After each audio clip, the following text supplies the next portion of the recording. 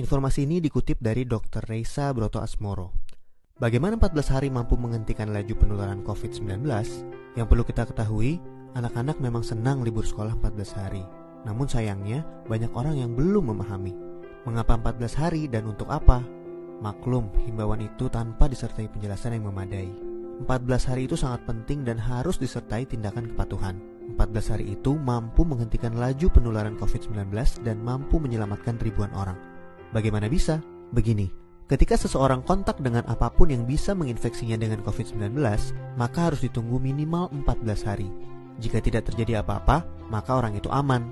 Nah, libur 14 hari itu untuk memotong rantai penularan, dan ini baru akan berhasil jika semua orang tetap tinggal di rumah masing-masing selama 14 hari itu.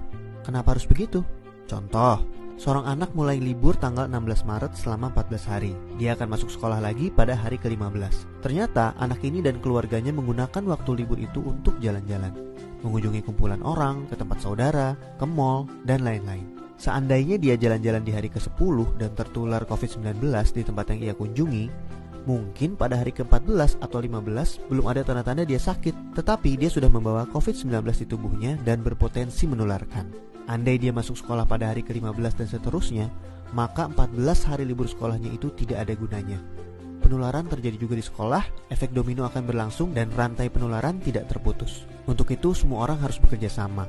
Semua warga Indonesia harus membantu dan warga harus kompak, yaitu patuh untuk tidak kemana-mana dalam 14 hari itu kecuali untuk hal yang sangat perlu. Waktu 14 hari itu berguna untuk saling pantau.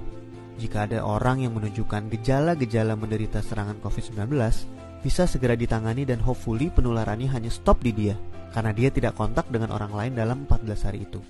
Jadi, mari kita mengisolasi diri untuk diri sendiri dan orang lain. Mungkin pula dalam skala besar untuk umat manusia. Mohon bantuannya untuk share dan jelaskan hal ini kepada orang lain, supaya semua patuh dan pemerintah terbantu untuk stop penularan COVID-19. Jika tidak, maka 14 hari libur itu percuma. 14 tahun pun tak bisa stop penularan. Semoga kondisi dunia segera pulih. Dr. Reysa Broto Asmoro.